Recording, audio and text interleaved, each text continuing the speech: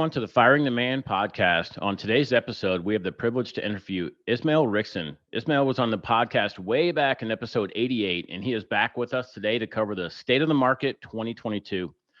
If you miss anything or want to review the entire report in depth, you can download the report at firingtheman.com/FE2022. Ismael is the executive chairman of FE International, the market leader in the sale of SaaS, e-commerce, and content businesses. Over the past decade, Rickson has overseen 1,200 successful acquisitions totaling more than $1 billion in value with a B. Rickson was also a NACBA 2018 40 Under 40 award winner. Rickson's previous background was in large cap M&A, investment banking, where he executed several high-profile public deals, namely in the tech sector. Founded in 2010, FE International is known for its extensive network of pre-qualified and international investors. With headquarters in New York and regional offices in Miami, San Francisco, and London, FE is an international company serving clients worldwide. It was named one of the America's fastest growing companies in 2021 and 2020 by the Financial Times, and also is a two-time US Inc. 5000 company. We are really excited to get to share Ismael's story and knowledge with the listeners today. Welcome to the show, Ismael. Thank you very much. Appreciate you having me back. Yeah, absolutely. We were chatting before the show, and it's been a little bit over a year since you were on last. So happy to have you back on. And I'm impressed at how many of these you've done since then as well. That's quite an achievement. Yeah, we love it. I love chatting. I could talk all day, and so sharing, getting to interview smart, successful people like yourself is what I enjoy every day. So, but thank you. For the listeners that didn't listen to the last show, can you share a little bit with everybody your story, a little bit about you? Yeah, absolutely. So, I appreciate the introduction there. So I am the executive chairman of FE International, which basically means I have a fantastic team of people who make my job very, very easy. But before that, my experience was really founded in bulge bracket investment banking. So Morgan Stanley, Citigroup, mainly in the technology sector, doing large scale IPOs and rights issues, block trades, those kind of things. As interesting as it sounds, quite frankly. So I left that about 11, 12 years ago now. I then joined Thomas Ismael, who is the founder of FE International, and we basically didn't look back since. So ultimately we started as two people in a very small co-working space in a very drab, dingy part of rainy London. And I've now managed to migrate out to our, 8 or so years ago, moved to the US. And I now have the privilege of sitting in our Miami office. So that's, I guess, a little bit about me. But the majority of my experience really is founded, in FE and the work that we've done helping people exit over time. No, that's awesome. Thanks for sharing. And, yeah, but Miami is, did you guys get hit with any of the weather lately? Or it was meant to come to Miami, and then it kind of, swung around and then went up the kind of west coast of Florida instead. So we did have to prepare in the same way, but fortunately we weren't hit. Obviously it's tragic what's happened, and it's going to be a very, very long process, I would imagine, in terms of people recovering. But no, Miami was mainly avoided this time around. Yeah, that's kind of crazy. Well, awesome. So today we got you on the show. There's a 2020 mid-year report for 2022 that FE International publishes. Can you speak a little bit about that? And is that like an annual report, or and where can people find that? So we do, we publish at least 2 reports per year. And I think, the reason that we've done that, we've probably done that for the last, I'd say 2.5, 3 years, is that, as you know, with the internet and blogs and threads and forums and everything else, there's a lot of very, very good information out there, but sometimes it can either be a little bit convoluted or just a lot to go through. So we have tried to distill that down as best we can in the form of market reports. And with my kind of background in investment banking, research notes tend to be a very good way of communicating what's going on as kind of in terms of a state of the union, if you would. But yeah, I think that was the main purpose behind it. And then we have just a huge amount of data internally. We're a very data-driven organization in terms of the way we look at deals. We've valued I think over 25,000 companies at this point in time, and we've sold over 1,200 companies with a very high success rate. So we have a lot of data that isn't available in PitchBook or Crunchbase or those type of places of what's going on with businesses, I would say, in the kind of 1 to 100 million range that often just isn't available elsewhere. So the idea is that we want to kind of put as much of that data out as possible, give people, the information that they need to make informed and educated decisions if you're on the sell side or the buy side, and kind of give a real view into what's happening at this level of the market. So yeah, that's now a biannual report that we publish. We do separate ones. So we do one for e-commerce specifically, one for SaaS, and then one for content, as they all have their kind of different nuances and different things that are relevant to each. But that's something that we spend at least, I would say, to publish a report, it takes us at least 2 to 3 months of work to kind of go into that. So they are usually very in depth and quite considered once we actually put them out.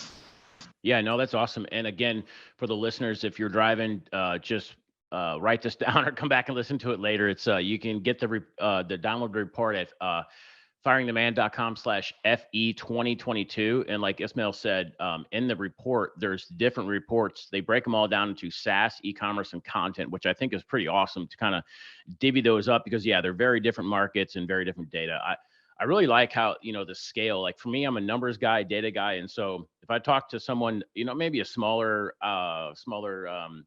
outfit where they don't have as many data points, I take it with a grain of salt, like, okay, well, they might have done 50 deals or 20 deals, but you're talking thousands, and aggregating all of that data, you get a really good trend line of what's happening in the overall market. So I really like that you've taken all of those data points and that you guys have that many to go from. So the data is should be very highly accurate because it's very broad. So awesome. Yeah. It's been a couple of crazy years. There's been ups and downs all over the place. So are people still buying businesses? Yes, I mean, the good news is that they are. I would say that this part of the market is relatively isolated from what you see on a macroeconomic basis. So, I completely, very, very aware that, interest rates are skyrocketing, as is inflation, and, a lot of nervous people out there.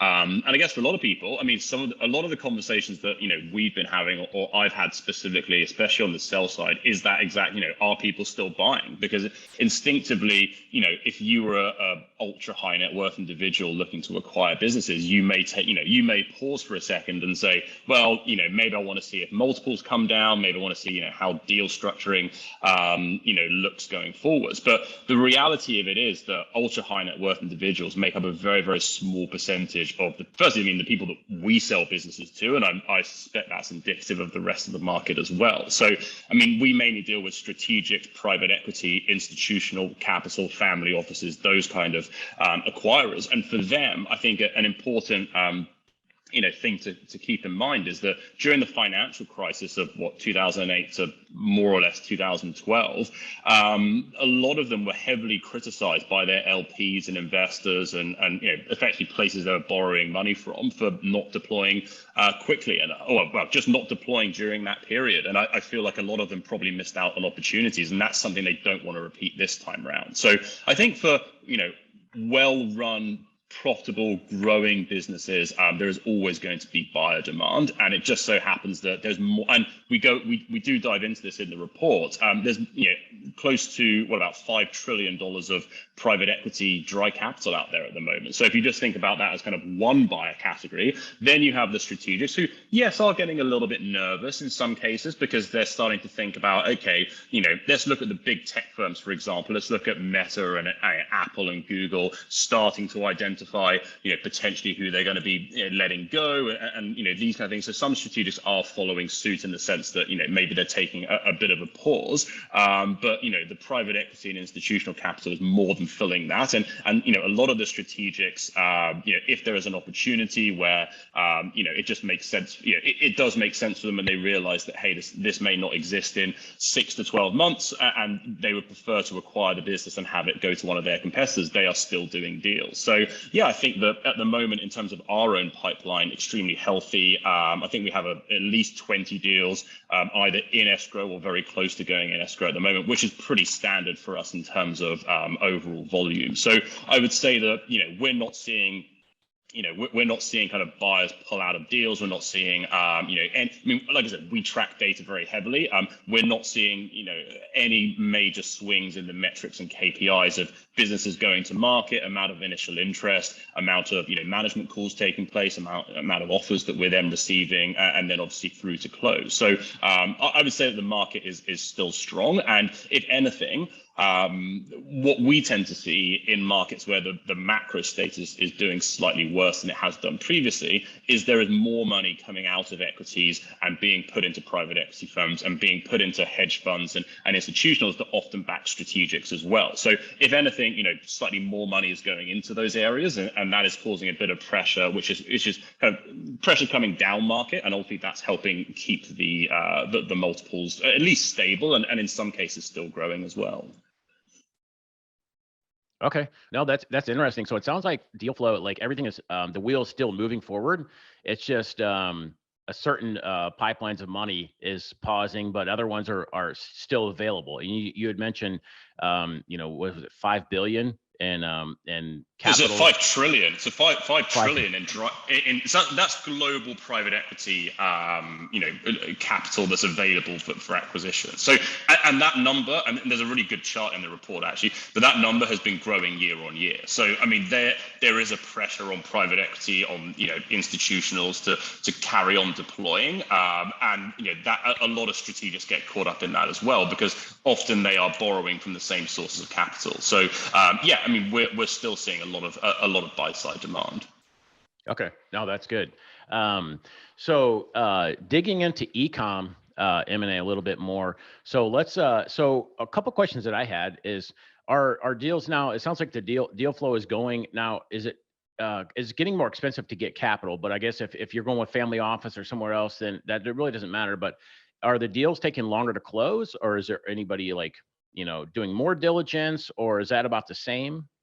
Yeah, I mean, I would say it's pretty consistent. I mean, you hit the nail on the head there. It does come down to the source of financing ultimately, because if you're kind of more on the private equity or let's say aggregator, or and I'm sure we'll get into them, but into institutionals. I mean, you have pretty much locked up your money much earlier in the year, or you've taken it from LPs or those kind of places. So it doesn't necessarily affect you so much. Those financing, and I know kind of SBA is quite popular in the e-commerce space, particularly those financing, those kind of deals. I mean, they've always taken a long period of time to get deals done anyway. I mean, that's one of the reasons we generally favor, cash deal, or kind of buyers that are kind of independently financed, as opposed to SBA, because those deals just invariably take longer. I wouldn't say there's been a huge shift in terms of, in terms of the appetite from an SBA side. I mean, if anything, I mean, obviously rates are moving and they have gone up, but I mean, they are there to deploy and to help. Similarly, they're there to help, American business owners, get a kind of a footing, and obviously, lead to hopefully successful acquisition. So, I mean, yeah, we're not seeing, not seeing kind of demand dry up. And it's, I guess, people are instinctively, I guess this comes down to type of buyers, but again, high net worth individuals are probably taking a little bit of a pause, but the rest of them not so much. So, back to my earlier point, I mean, there's not really anything that's changed in terms of what we're seeing. And I think that this part of the market, if we're kind of looking at multiples for a second, which I think invariably is where people think, oh, the economy's down, so multiples must be down. I mean, there are enough, individual components coming in to create enough of a critical mass to kind of at least keep them steady, and like I said, rising in some cases as well.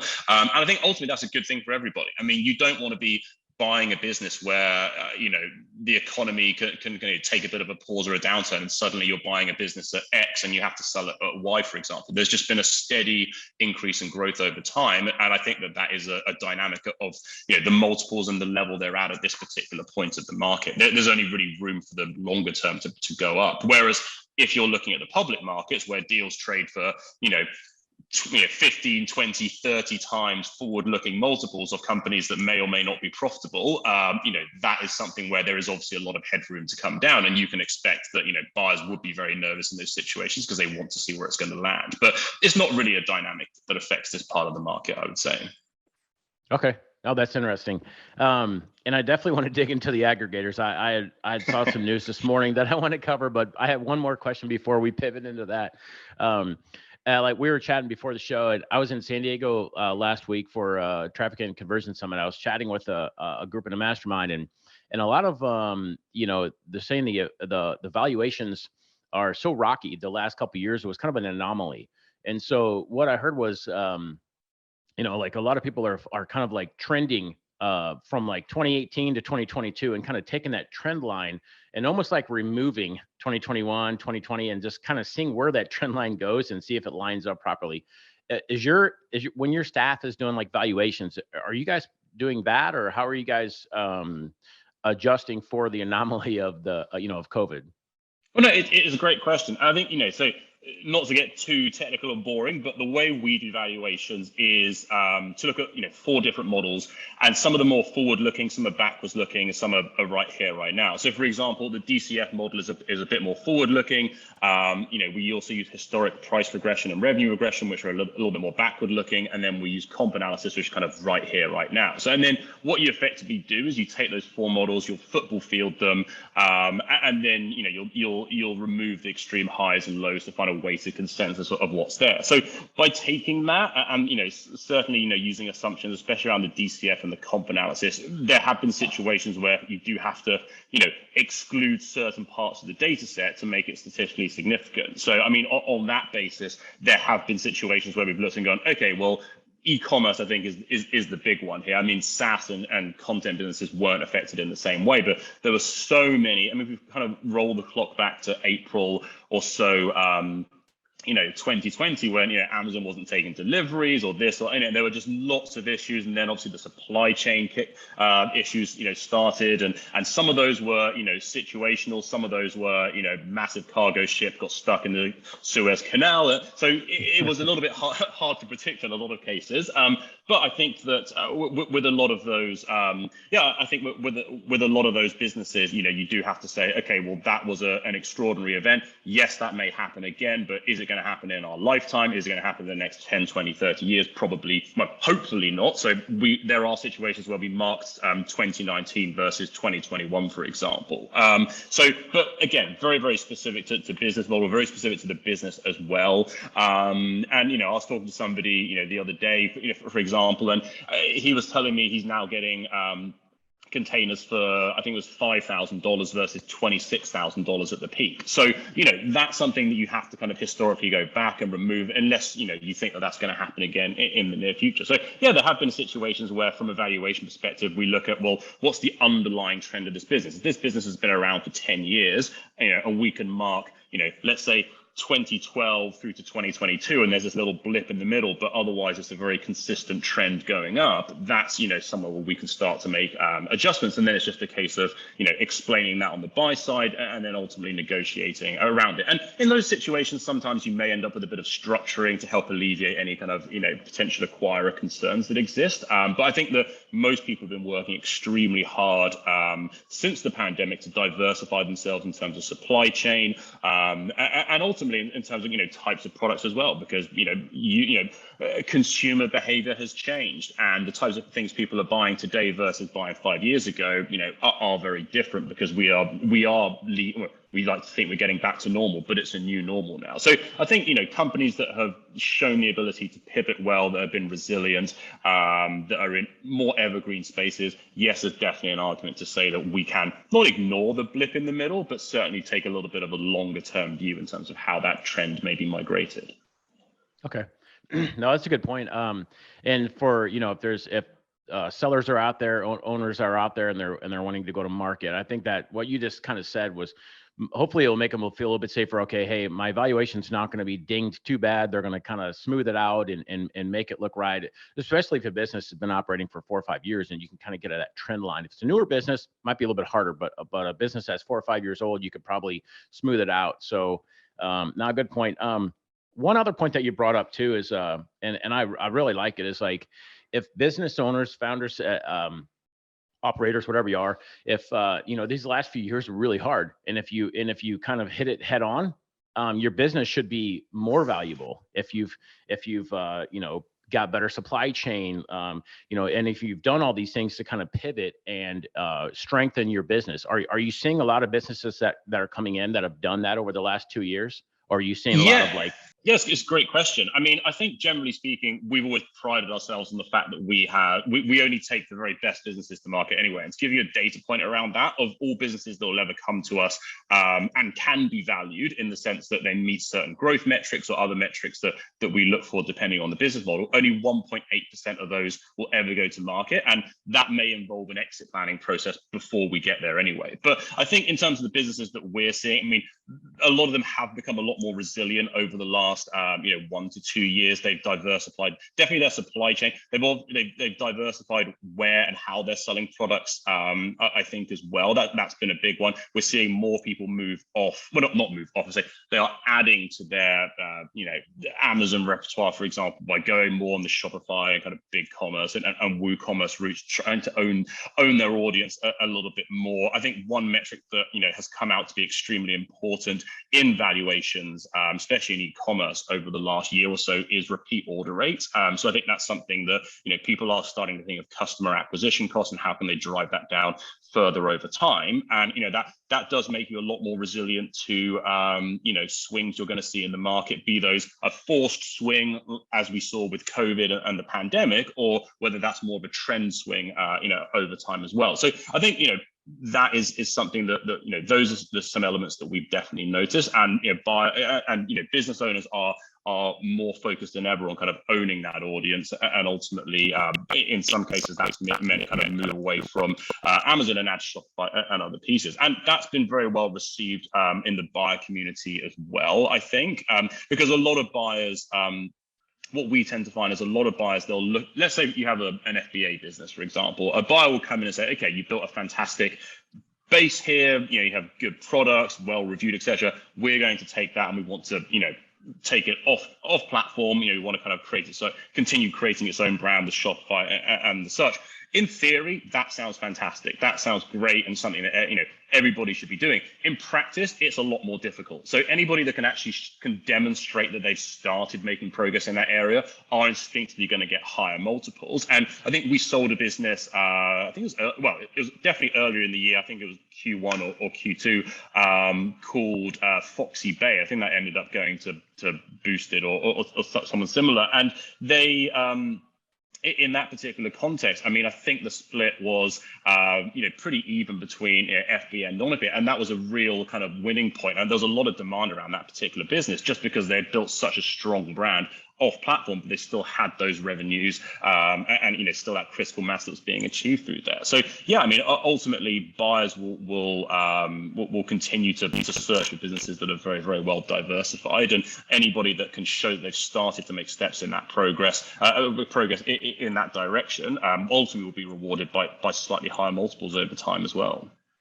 That's very interesting. That's, I think at least a lot of people in our network, in the FBA space, kind of looking to take our FBA native Amazon brand and go and Shopify or, D2C.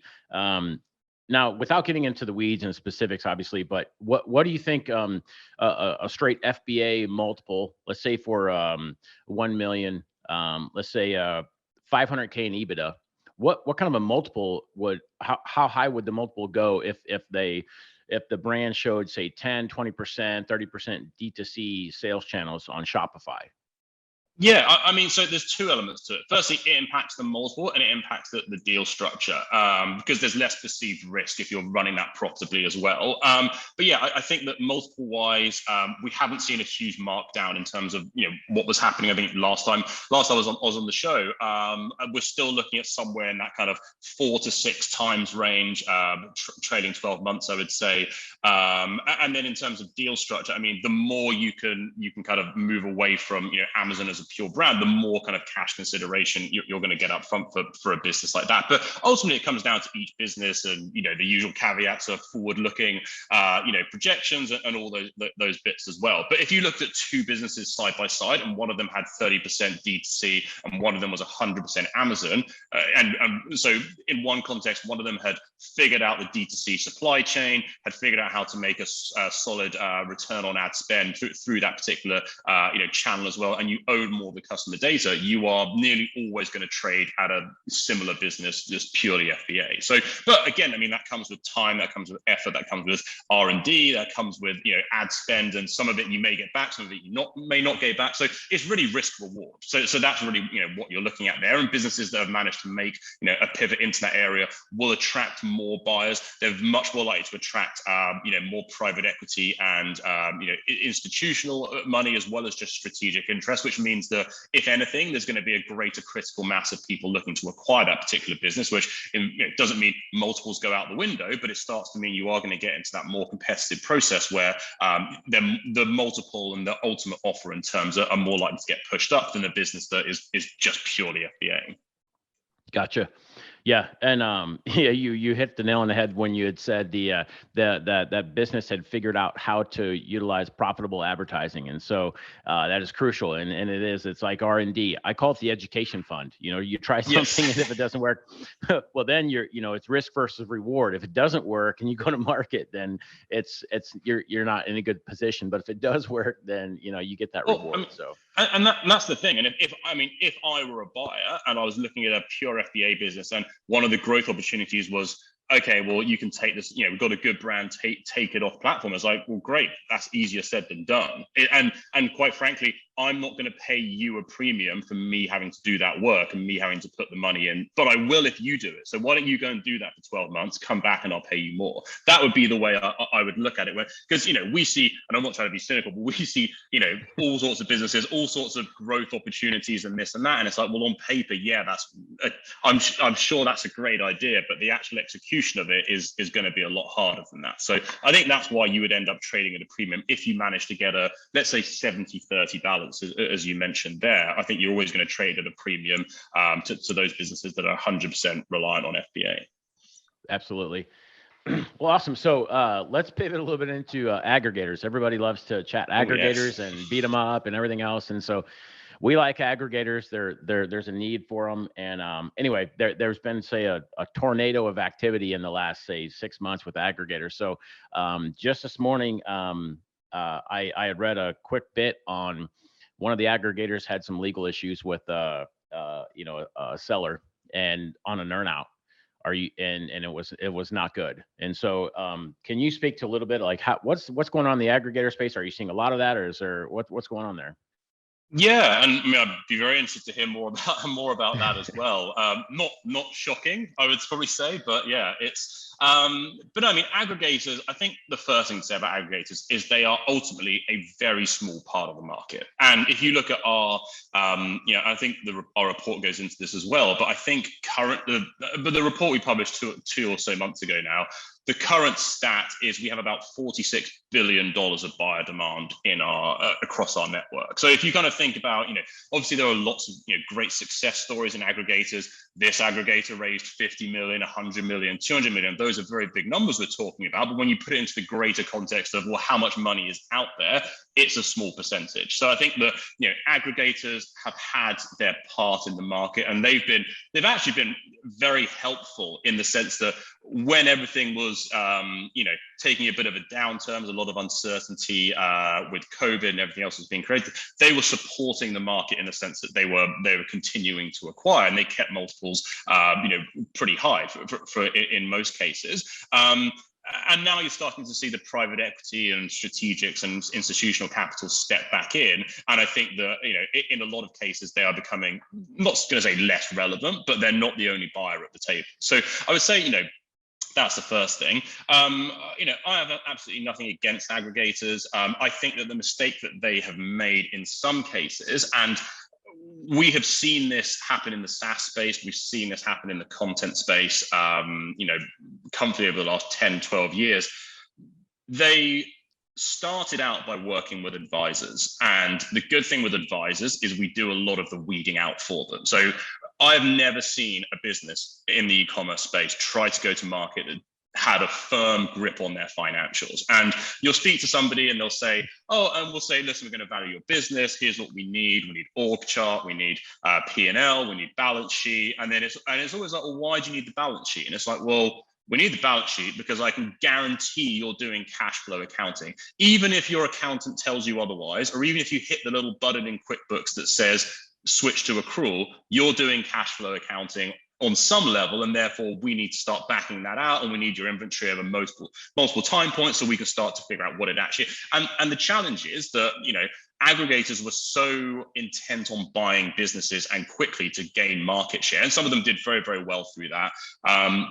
And then you were dealing with people who, you know, through no fault of their own, you know, were presenting numbers that may or may not have been, you know, overly accurate, that deals were just getting done. And, you know, I'm not surprised that there's going to be some fallout around the fact that some of these businesses may be underperforming, or maybe, you know, not kind of where the acquirers thought they were. And I guess, I mean, to kind of think back maybe a year and a half, I had a conversation with a particular seller who had unsuccessfully tried to sell their business, and they were talking to me about an offer that they'd received. And the aggregator in that case, instead of actually doing any due diligence on their COGS, they just applied a flat percentage based on other deals that they had seen. So they basically said, we believe your shipping expense is X% of revenue, therefore we're just going to apply that. And it's like, that is, I mean, that's beyond lazy. I don't really even know where to start with that. So then fast forward 2 years, if that's the approach you were taking, then I'm not surprised that there are going to be earnout issues over other bits. And you know, for a lot of sellers in those situations, they were getting approached, they were getting offers that were maybe a little bit higher than the market. They were getting promised, oh, we can close in 30 days, which is almost an impossibility if anybody actually wants to do due diligence on your business. But I think, you know, the mistake that, you know, some of the aggregators made was they were so intent on going, you know, direct in these deals because they thought they were going to save money, or they thought they were going to get slightly lower multiples, which in some cases they did. But that's a very short-term, you know, look at it. If you start to think, okay, I'm an aggregator, I have debts and obligations, and I have investors, I have LPs, I need to run this business for 5 to 10 years. That one times you're saving on the multiple by going direct to the store owner is nothing compared to, you know, the potential long-term effects of what you're going to have to deal with. So I think that, you know, obviously I'm a little bit biased because we run an advisory firm, but I think that where you have advisors, the good thing is that they ultimately weed out and hopefully bring the very best deals to market, and at least do it in a way where the information is organized, is auditable, there's a clear trail of what has happened. And we saw a very similar thing in a SaaS space, you know, 5 or 6 years ago. And if we start to look back at some of the companies that were, or some of the firms that were aggregating at that particular point in time, I'm not going to go into names specifically, but a lot of them aren't doing very well. So I think that, and there's been, you know, a bit of turmoil with some of those recently, with people leaving, new CEOs having to be brought in to clean up portfolios, etc. I think we're probably 2 or 3 years away from seeing the same thing with aggregators ultimately. And I think it's because they tried to save a little bit on the way in, but ultimately ended up with businesses that may not be top tier in. So, I mean, but don't get me wrong, some have done very, very well. So it's a mixed bag out there. And I think that, you know, if you are a seller and you're still getting approached by aggregators, just even go and speak to your M&A attorney or an attorney. If you don't want to hire an advisor, just speak to somebody of a professional ilk that could guide you in the right direction with things like financials and other elements. So you don't leave yourself exposed to them running it poorly, which if you've gone from 0 to 100 businesses under management in 2 years, I mean, nobody can pull that off. They just can't. I mean, with the best will in the world and the most skilled people, it's just not something that's realistic. You look at SaaS and Constellation Software and other companies, they've managed to do it over a 20-year period, not over a 2-year period. So I think that, you know, but sellers want to protect themselves as well and make sure if they're agreeing deals that is actually realistic, that they're going to get paid out on all these elements. And I think aggregators are just so keen to deploy that it was kind of a, let's kick the can down the road. And ultimately, we've now caught up with the can. Yeah, no, it's a good point. And you had mentioned it's kind of like a mixed bag, and so there's some good aggregators, there's some that scaled too quick, and I'm very old, and so it kind of reminds me of the .com bust. And so if for anybody that's old as me, like, you remember that there was a 2 to 4 year period there, the .com, where everything was just insane, crazy. And the last, I don't know, probably 18 months with aggregators kind of reminded me of that. It was like just feast, feast, feast. And now you're kind of probably seeing the effects of that. And there's likely some distress sales going on in the back room. And you mentioned some leadership changes and stuff like that. And so, I think the free markets will kind of shake out over the next 6 to 12 months, and we'll see some aggregators shine and some kind of fade away and go there.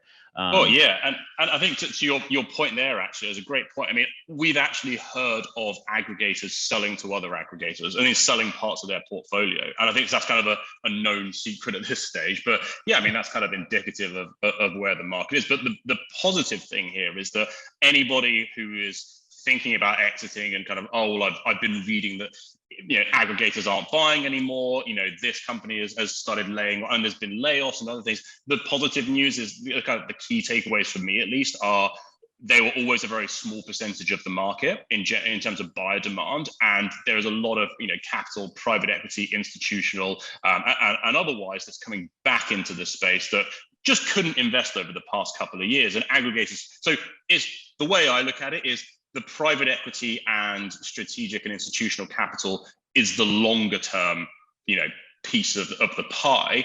They had to step out for a couple of years, which is where aggregators really filled the gap, but they're back and they have a lot more money to spend than aggregators ever had or probably ever will. So I think from that perspective, multiples haven't been moving because of aggregators stepping out of the market. Some deal structuring has changed. I think, what we're seeing specifically with aggregators is, on the sell side, aggregators are having to justify themselves more and more to sellers as to why should we accept your offer. What are you actually going to do? If you're going to accept a performance element or a stability element to a deal, you actually need to prove that you have the ability to run this business, and it's not going to become one of the 100, and ultimately you're not going to focus on it. And we're going to have a legal conversation for, as you alluding to the news that you read about this morning.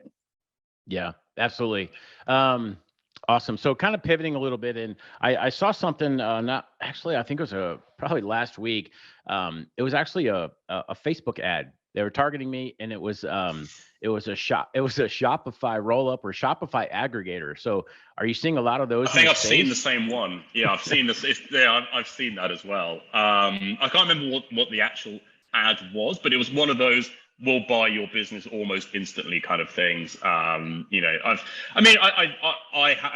they are still there. I mean, they're still around. They're still looking to do deals. But I think that the 6 times multiples they were paying blind have started to come down to more kind of 4 to 6, which is the tip. I mean, they're starting to look at businesses in the way they probably should have been looking at it before. It was just a land grab. But I think there are lots of these. I mean, I think the one I specifically saw was, will help you, value and exit plan, and you kind of click through a little bit, and you're like, oh, you're actually an aggregator. Got it. Okay, it's but no, I think I've seen a very similar thing to that. Yeah, no, I thought it was interesting, and I didn't look too deep into it, but I thought, maybe it's some aggregators like thinking, well, the Shopify, maybe it's more stable. Maybe we're gonna kind of float some money over there and kind of go up from there. But no, that's interesting that you saw the same ad. So, well, awesome. I know we're coming up on time. So maybe you can describe a couple of key takeaways on the report for everyone. Yeah, absolutely. So I think the kind of key takeaways that we're seeing is that the market is still very strong. I think that's the thing we try to get across, and not just us saying that. We're actually putting data behind that in terms of how much buyer demand there is out there. I would say that for people looking to sell or exit plan, the advice is always very similar from us. It's kind of keep running the business as if you weren't going to sell it, because our success rate is 94.1%. So it's very high. It's probably artificially high by the fact we only take 1.8%, businesses that get value to market anyway. So we kind of, the ball is kind of in our court in that perspective. But I think that there is still a chance that, you may go through a process, you decide, it's not for you, and ultimately you want to carry on running the business, and you don't want to be tied into kind of short-term decision making, longer term. So I'd say always run the business, with a sensible level head, and as if you weren't going to sell it. I think that, one of the things that definitely comes out of the report is that buyers are becoming, they always were very niche specific. They're kind of, digging, kind of doubling down on a lot of that. So, if you are, I think businesses, especially if we kind of look at e-commerce that sell too many products, have just don't really have a focus. There's a brand in the sense that you have a name, but if you start to look at it, it's like, well, we're selling, on one side we're selling this, on the other side we're selling that, and we're using one FBA account, for example, for authority or whatever else. I think brands are really starting to focus on, okay, the longer term trend here is going to be continuing to move off platform and continuing to move to Shopify and those kind of places. Can we find businesses that are very well set up to do that, or have already taken steps to make that happen? So I think that, those are things to kind of keep in mind as people kind of go through longer term, just business strategic planning, if more than anything. And I think that, knowing your numbers is always, very, very important. In terms of, like I said, especially in e-commerce, I've never seen a set of financials that have been 100% accurate, and whether you need to hire an advisor to do that or anything else. But I think that generally, it's easy to get dragged down by kind of macro sentiment at the moment. And I think that, what we're seeing certainly is the market is very strong. We're busier than ever. Q4 just tends to be a very busy time of year in terms of deals getting. Some of that's going to bleed into Q1 of next year too. But I think that from our perspective, we're at 150 people globally now across all functions. We're continuing to hire because we see the market, as robust and something that's going to see more demand come, in it as the kind of $1 billion, et cetera, IPOs start to fade and, deals start to fade away. There's going to be more deal making that's happening at this level of the market as well. No, that's awesome. That's good to hear. A strong market, being a founder and operator, all the people listening, that's good to hear that there's demand. So it's exciting. So if for anyone that's listening, who is a good fit for FE International to help out?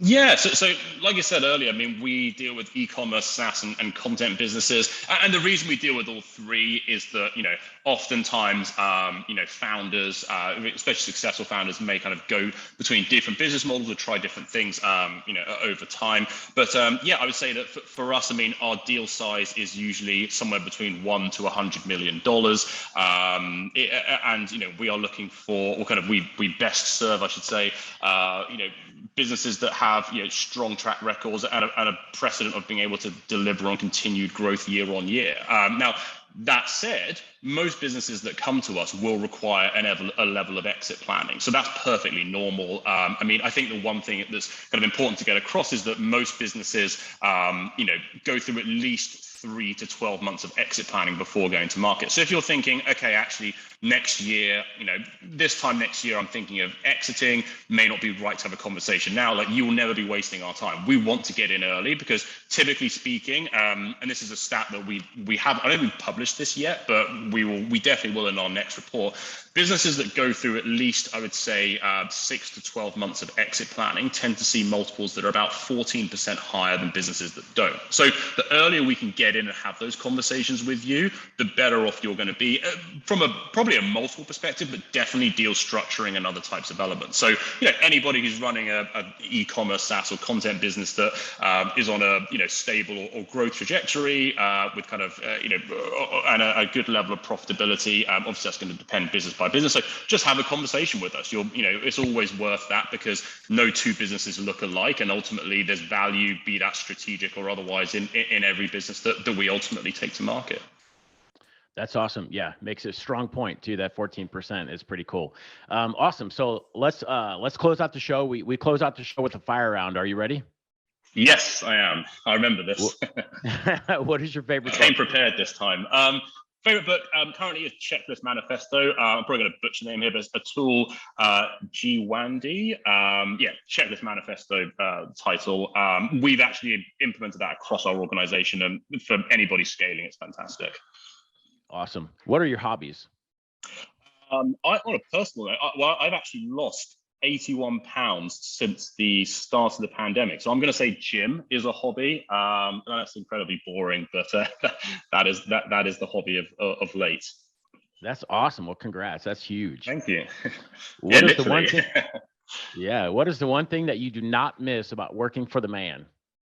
Lack of meritocracy, I think, is the thing. I mean, I worked in banking, and that linear trajectory of no matter how good or bad you are, you're all on that path. It killed me. So yeah, I think that being in a very meritocratic organization now is the thing that kind of gets me up every day. Perfect. What do you think that sets apart successful entrepreneurs from those who give up, fail, or never get started? I think it's I would say shiny coin syndrome. I think that's the key thing. You need to be very focused on what you want to do, and this is advice somebody gave me a long time ago. It doesn't matter what you want to do in life or in general. If you plan to be number one at whatever it is that you want to do, the money will find you. So I think that's kind of be very focused, be very diligent on kind of one thing, and then expand from a position of dominance as opposed to splitting your time too thinly in the earlier stages. So I think, if you can avoid that kind of shiny coin syndrome, then I think you're much more likely to succeed. Awesome. Excellent advice. So if for all the listeners, how can they reach out and get a hold of you or your team if they're looking to get evaluation or exit planning help? Yeah, so as I said, I mean, the team is much more useful than I am these days. I just tend to ramble. So I would just go to feinternational.com, and there's a bunch of forms and ways to get in touch there, or kind of Twitter, FEINTL. My business partner Thomas is always very active on there as well. But yeah, the website has a bunch of resources and like a whole research section where you can find reports about specific business models and other things, and always happy to have a conversation. Awesome. Well, really appreciate you coming on the show, Ismael, and it's been over a year. And thanks for coming on, and maybe we'll have you on in another year to go over the next report. Fantastic. Really appreciate it. Thank you.